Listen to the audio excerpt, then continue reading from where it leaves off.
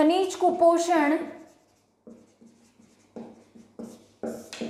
Basically होता क्या है, यदि लंबे समय तक भोजन में एक या एक से अधिक खनिज की क्या हो जाए, कमी हो जाए, तो उसे क्या कहा जाता है, खनिज कुपोषण कहा जाता है। लंबे समय तक भोजन में एक या अधिक खनिज तत्वों की कमी होने पर खनिज कुपोषण उत्पन्न होता है। कि लंबे समय तक क्या हो रहा है, भोजन में एक या अधिक खनिज तत्वों की कमी हो जाए तो खनिज कुपोषण जो है वो क्या हो जाता है, उत्पन्न हो जाता है। सबसे पहले बात करेंगे सोडियम की, Na या सोडियम, ठीक है। स्रोत की अगर आप बात करोगे तो इसका जो स्रोत होता है किसका, सोडियम का सामान्य नमक, सामान्य नमक NaCl।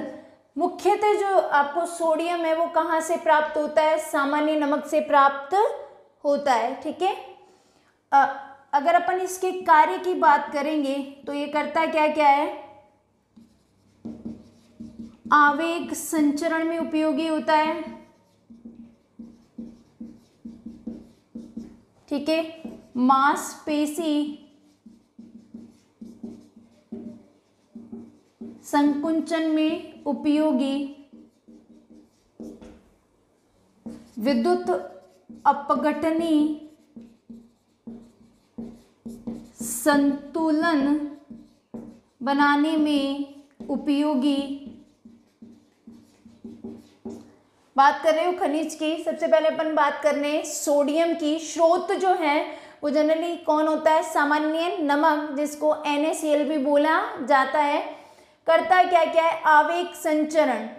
आवेग होते क्या हैं, आपके शरीर में हजारों की संख्या में क्या पाई जाती है, तंत्रिकाएं पाई जाती है। वो तंत्रिकाएं क्या करती है, बाहर से संवेदनाओं को ग्रहण करती है। तो जब वो संवेदनाएं ग्रहण कर रही है और एक तंत्रिका से दूसरी तंत्रिका तक उन संवेदनाओं को भेज रही है, तो वो संवेदनाएं आवेग की फॉर्म में ट्रांसफर होती है। तो इन आवेग के संचरण में कौन उपयोगी होता है, सोडियम उपयोगी होता है। मांसपेशी संकुचन की बात करोगे कि मांसपेशियां कब सिकुड़ती है और कब फैलती है, तो उस दौरान में कौन कार्य करता है, आपका सोडियम काम में आता है।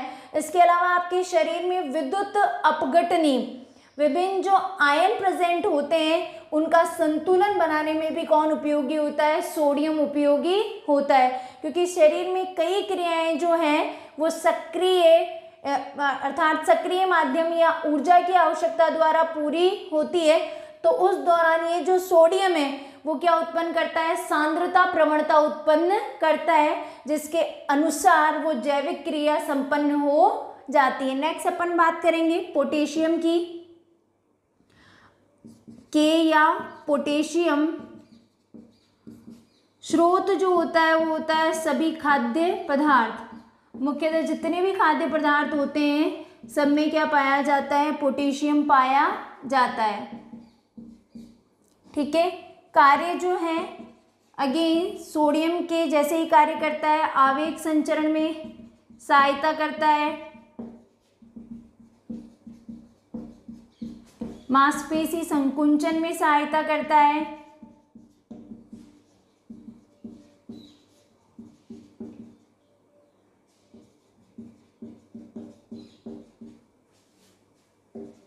और विद्युत अपघटनी संतुलन को बनाए रखता है, ठीक है। अब इसकी सबसे इंपॉर्टेंट इससे रिलेटेड दो डिजीज होती है, एक तो होती है आपकी हाइपोकैलमिया और एक होती है हाइपरकैलमिया। दोनों में होता क्या है, हाइपो मीन्स तो होता है कम होना और हाइपर मतलब होता है ज्यादा होना। हाइपरकैलमिया तो वो स्थिति होती है जब शरीर में पोटेशियम जो है उसकी सांद्रता क्या हो जाए, बढ़ जाए, तो उसको कहा जाता है हाइपरकैलमिया।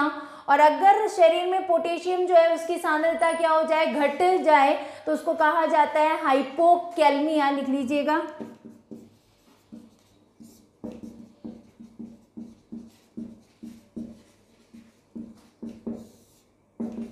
हाइपोकैलमिया मीन्स शरीर में पोटेशियम की सांद्रता का घटना।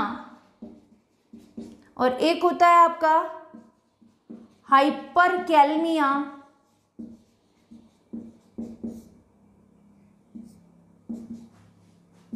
शरीर में पोटेशियम की सांद्रता का बढ़ना। ठीक है, हाइपोकैलमिया और हाइपरकैलमिया।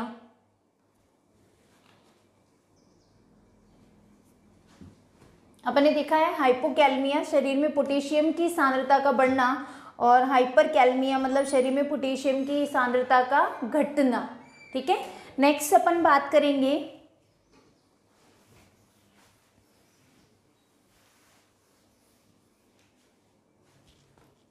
कैल्शियम की। Ca या कैल्शियम, Ca या कैल्शियम की अगर आप बात करते हो तो जो स्रोत हैं वो होता है आपका दूध, छाछ, दही,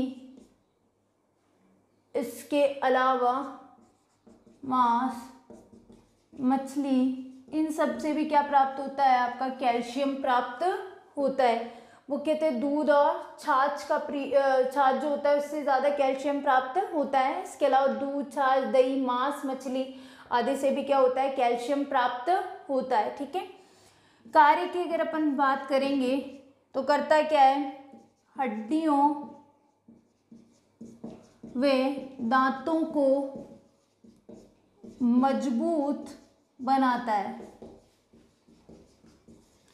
कैल्शियम जो होता है वो हड्डियों में दांतों को क्या करता है, मजबूत बनाता है, या इनके निर्माण में भी क्या करता है, भाग लेता है। ठीक है, अगर इसकी कमी हो जाए, किसकी, आपके कैल्शियम की, तो हड्डियां जो होती है वो कमजोर और भंगुर हो जाती है, अर्थात पतली होकर टूटना शुरू कर देती है। किसकी कमी होने पर, कैल्शियम की कमी होने पर। नेक्स्ट अपन बात करेंगे फॉस्फोरस।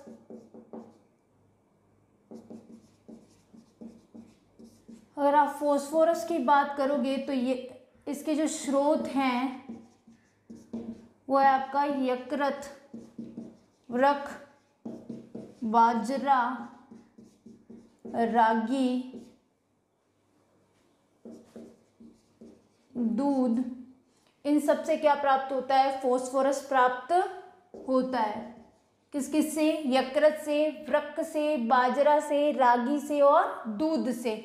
कार्य क्या करता है, कैल्शियम के साथ मिलकर हड्डियों वे दांतों को मजबूत बनाने का कार्य करता है।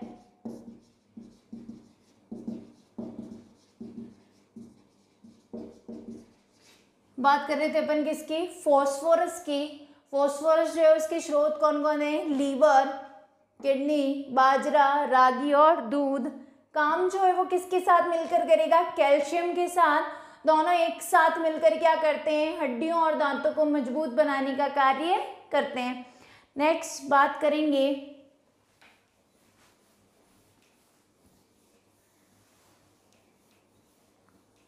सबसे इंपॉर्टेंट आयरन या लोहा। आयरन या लोहा इसकी बात करेंगे तो इसका जो स्रोत होता है वो होता है आपका यकृत, वृक्क, बाजरा, गुड़, चुकंदर, हरी पत्तेदार सब्जियां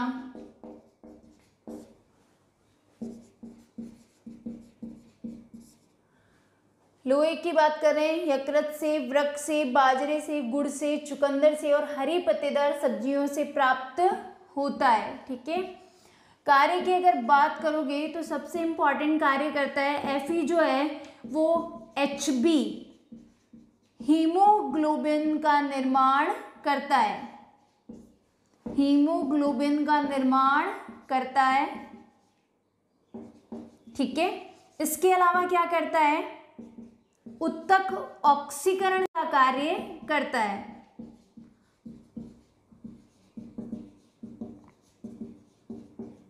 अब है क्या ये अपन बात कर लेते हैं। अगर आप बात करोगे किसकी, आयरन की, तो आयरन का स्रोत मैंने आपको बता दिए हैं। आयरन करता क्या है, हीमोग्लोबिन का निर्माण करता है। अब हीमोग्लोबिन क्या होता है, मैंने अभी भी आपको बताया था कि रक्त में 3 प्रकार की कणिकाएं पाई जाती है, आरबीसी, डब्ल्यूबीसी और प्लेटलेट्स। जो आरबीसी रहती है उनका रंग जो रहता है वो क्या रहता है, रेड होता है। उसका जो कारण होता है यही हीमोग्लोबिन होता है। हीमोग्लोबिन जो है वो एक प्रकार का क्या है, प्रोटीन है।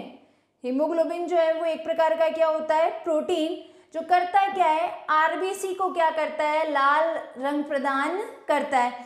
अब ये जो आयरन है वो आयरन क्या करता है, अपना एक संकुल बनाता है। संकुल मतलब एक ऐसा जटिल यौगिक जिसको जब आप जल में डाल रहे हो तो अपने अलग अलग आयनों के स्वतंत्रता पूर्वक परीक्षण नहीं देता है, तो उसको क्या कहा जाता है, संकुल या जटिल कहा जाता है। तो ये जो आयरन है वो क्या है, अपना एक संकुल बनाता है जिसको क्या कहा जाता है, हीमोग्लोबिन कहा जाता है।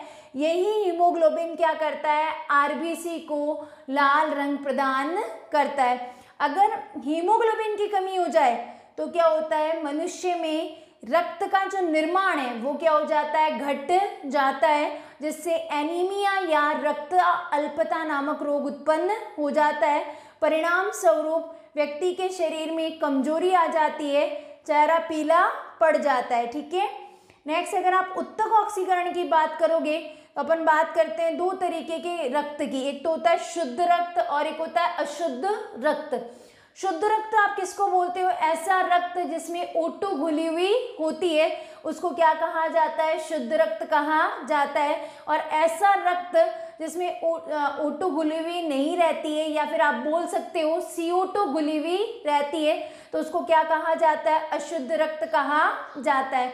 तो जो O2 युक्त रक्त है वो शरीर के सभी भागों तक कैसे पहुंचता है, उसमें आयरन क्या करता है, हेल्प करता है। कैसे, ये क्या करेगा, हीमोग्लोबिन का संकुल बनाएगा। ये हीमोग्लोबिन क्या करता है, ऑक्सीजन के साथ मिलकर ऑक्सी हीमोग्लोबिन का निर्माण करता है और उसी ऑक्सी हीमोग्लोबिन की फॉर्म में पूरे के पूरे शरीर में ब्लड का क्या होता है, परिवहन होता है। ठीक है, इसीलिए इसको क्या कहा जाता है, उत्तक ऑक्सीकरण का कार्य करता है। तो नोट डाल के आप लिख लीजिएगा कि कैसे क्या करता है। नोट में लिखेंगे कि जो हीमोग्लोबिन है वो क्या होता है, Fe का संकुल होता है। ठीक है, कार्य क्या करता है, ये आरबीसी को लाल रंग प्रदान करता है, इसीलिए इसको क्या कहा जाता है, वर्णक। वर्णक मतलब जो रंग देने वाले, वर्णक कहा जाता है। नेक्स्ट अपन बात करेंगे, हीमोग्लोबिन जो है ये क्या करता है, ऑक्सीजन के साथ जुड़कर ऑक्सी हीमोग्लोबिन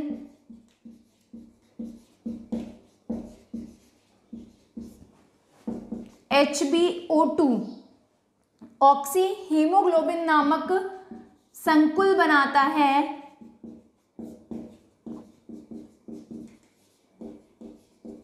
जो पूरे शरीर में रक्त परिवहन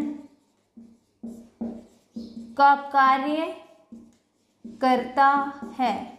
क्लियर है। तो अभी अपन बात कर रहे थे आयरन की। आयरन के स्रोत अपन ने देखे थे, कार्य अपन ने देखे थे, और ये इंपॉर्टेंट, अब सबसे इंपॉर्टेंट जो बताया एनीमिया, उसको मेंशन कर लेना आप अपने नोट्स में। एनीमिया या रक्ता अल्पता,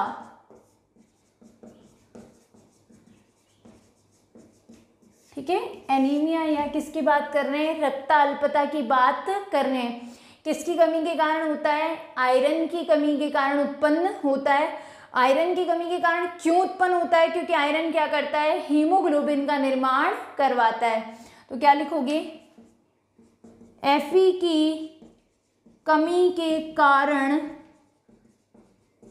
हीमोग्लोबिन का निर्माण घट जाता है, परिणाम स्वरूप रक्त निर्माण घटता है। इस स्थिति को एनीमिया कहा जाता है, ठीक है। अब इसके लक्षण की अगर बात करोगे, कमजोरी आना, थकान व चक्कर आना, चेहरे का पीला पड़ जाना। किसकी बात कर रहे हैं, एनीमिया या रक्ताल्पता की बात कर रहे हैं, जिसमें लक्षण जो है वो कमजोरी आ जाती है, थकान आती है, चक्कर आते हैं, चेहरे का पीला पड़ जाना। ये सब क्या है, इसके लक्षण है, ठीक है। होता क्यों है बता चुकी हूँ। नेक्स्ट बात करूंगी, जो एनीमिया की स्थिति है वो मेनली फीमेल्स या महिलाओं में ज़्यादा पाई जाती है। उसका भी कारण है क्योंकि महिलाएं जो होती है उनमें मेंस्ट्रुअल साइकिल, आर्तव चक्र या जिसको आप बोलते हैं ऋतुस्राव चक्र, वो चलता है। उस दौरान होता क्या है, महिलाओं में 3 से 4 दिन तक वेजाइना के थ्रू रक्तस्राव की क्रिया होती है। इस कारण से महिलाओं में एनीमिया जो है वो ज़्यादा देखने को मिलता है, ठीक है। नेक्स्ट अपन बात करेंगे हीमोग्लोबिन का। जनरली जो मेल्स और फीमेल्स में कितना क्या क्वांटिटी होती है वो देख लीजिए। मेल्स जो रहते हैं उनमें 14 से 18 मिलीग्राम पर 100 ml, और अगर आप फीमेल्स की बात करोगे महिलाओं की तो 12 से 16 मिलीग्राम पर 100 ml जो है वो हीमोग्लोबिन इनके रक्त में पाया जाता है। अगर मेल्स की बात करोगे तो 14 से 18 मिलीग्राम पर 100 ml, और अगर फीमेल्स की बात करोगे तो 12 से 16 मिलीग्राम पर 100 ml जो है वो हीमोग्लोबिन क्या रहता है, प्रेजेंट रहता है। अगर इससे कम पाया जाता है तो उस पुरुष या महिला को एनीमिया ग्रसित माना जाता है, ठीक है। नेक्स्ट अपन बात करेंगे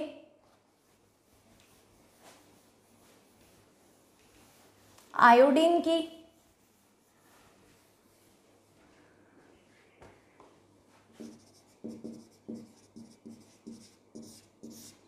आयोडीन या आई, अगर इसके स्रोत की बात करोगे तो मुख्यतः समुद्री भोजन, समुद्री भोजन में आपके फिश और बाकी सब जो है वो आ जाएंगे। इसके अलावा आपके लवण, इसके अलावा आ जाएगा सामान्य वे काला नमक। ये सब क्या होते हैं, आयोडीन के स्रोत होते हैं। क्या क्या, समुद्री भोजन, लवण और सामान्य वे काला नमक, ठीक है। और अगर कार्य की बात करोगे तो मुख्य कार्य होता है थायरॉक्सिन हार्मोन का निर्माण करना। जो आयोडीन है मेनली क्या करता है, थायरॉक्सिन हार्मोन का निर्माण जो है उसका कार्य करता है, ठीक है। और अगर इसकी कमी हो जाती है आपके आयोडीन की तो फेमस रोग उत्पन्न होता है जिसको कहा जाता है गॉइटर या गेंगा या गलगंड रोग। इस रोग में होता क्या है, आयोडीन की कमी होने से गला जो है वो सूजकर बाहर निकल आता है और आंखें डरावनी हो जाती है, क्योंकि उस व्यक्ति के शरीर में क्या हो जाता है, आयोडीन घटता है। आयोडीन घटने की वजह से क्या हो जाता है, थायरॉक्सिन की कमी आ जाती है, और थायरॉक्सिन की कमी आने से गला जो है वो सूजकर बाहर निकल आता है। अब थायरॉक्सिन है क्या, एक प्रकार का हार्मोन है जो थायराइड ग्रंथि द्वारा स्रावित होता है। थायराइड ग्रंथि मनुष्य के गले में पाई जाती है। ठीक है, तो इसकी बात कर लेते हैं अपन। ध्यान रखना आपके थायरॉक्सिन क्या है, हार्मोन। थायरॉक्सिन एक प्रकार का हार्मोन है जो थायराइड ग्रंथि जो कहाँ पाई जाती है, गले में पाई जाती है, द्वारा स्रावित होता है।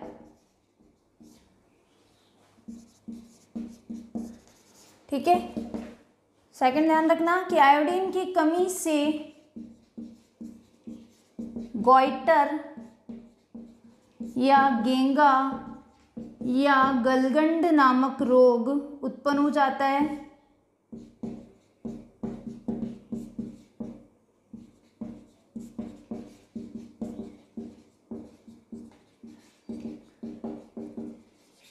अगर आप इसके लक्षण की बात करोगे तो इसमें हो जाएगा गले का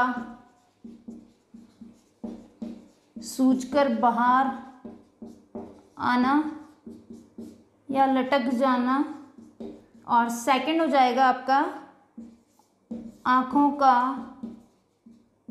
डरावना दिखाई देना। ठीक है, तो ये तो क्या था, आयोडीन की कमी से ध्यान रखना आप कौन सा रोग होता है, गॉइटर नामक रोग होता है, जिसके लक्षण जो हैं वो है गले का सूजकर बाहर आना और आँखों का डरावना होना। ठीक है, और इसमें सबसे इम्पॉर्टेंट चीज़ है कि मैं यहाँ थोड़ा सा भूल गई थी कि एनीमिया जो है उसका बचाव क्या है, तो ध्यान रखना हरी पत्तेदार सब्जियों का सेवन करना और आयरन युक्त भोज्य सामग्री का प्रयोग करना। ठीक है, तो ये ध्यान रखिएगा। और अगर इसी की बात करोगे आयोडीन की, तो आयोडीन युक्त क्या हो जाएगा, इसमें बचाव की अगर बात करेंगे अपन, तो आयोडीन युक्त नमक को अपने भोजन में शामिल करना और समुद्री भोजन का प्रयोग करना। ठीक है, नेक्स्ट अपन इसके थोड़े से हार्मोन वगैरह का आपको बता देती हूँ, हार्मोन क्या है।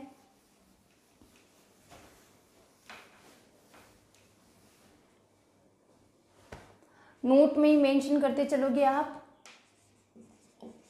नोट की ही बात कर रहे हैं, क्योंकि अगर अपन बात करेंगे किसकी, मैं अभी बता रही थी कि थायरॉक्सिन जो है वो थायराइड ग्रंथि द्वारा स्रावित होता है। थायराइड ग्रंथि जो है वो क्या है, शरीर की सबसे बड़ी अंतःस्रावी ग्रंथि। थायराइड ग्रंथि जो है वो मनुष्य के शरीर की सबसे बड़ी अंतःस्रावी ग्रंथि होती है। अब अंतःस्रावी ग्रंथि क्या होती है, ऐसी ग्रंथियां जो अपने स्राव को सीधा रक्त में मुक्त कर देती है। ऐसी ग्रंथियां जो अपने स्राव को सीधा रक्त में मुक्त करती है बिना किसी नलिका की सहायता के, ऐसी ग्रंथियां क्या कहलाती है, अंतःस्रावी ग्रंथियां या नलिका विहीन ग्रंथियां कहलाती है। ठीक है, और ये जो हार्मोन है वो क्या है, एक प्रकार का रासायनिक पदार्थ होता है। करता क्या है, जैसे ही अंतःस्रावी ग्रंथि इसको कहाँ छोड़ती है, रक्त में छोड़ती है, तो ये लक्ष्य अंग तक पहुंचकर क्या करना शुरू कर देता है, कार्य करना शुरू कर देता है। ठीक है, तो इसके बारे में लिख लीजिए, थायराइड ग्रंथि जो है वो एक तो क्या है, शरीर की सबसे बड़ी अंतःस्रावी ग्रंथि।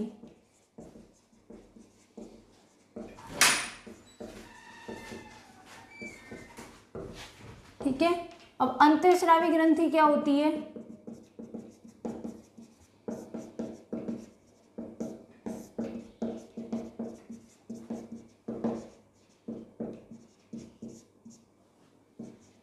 ऐसी ग्रंथियां जो अपने स्राव को सीधे रक्त में मुक्त करती है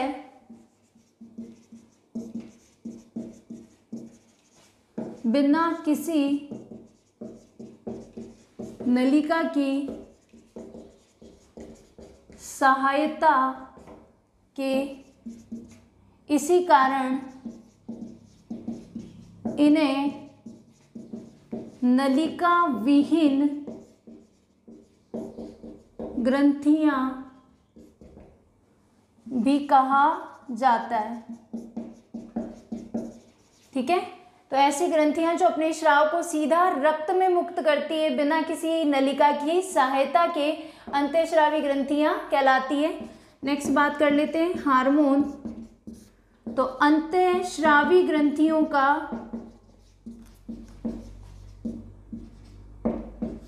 स्राव जो एक प्रकार का रासायनिक पदार्थ होता है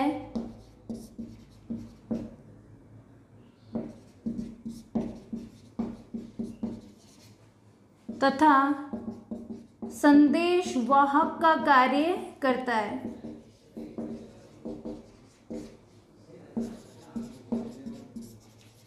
ठीक है,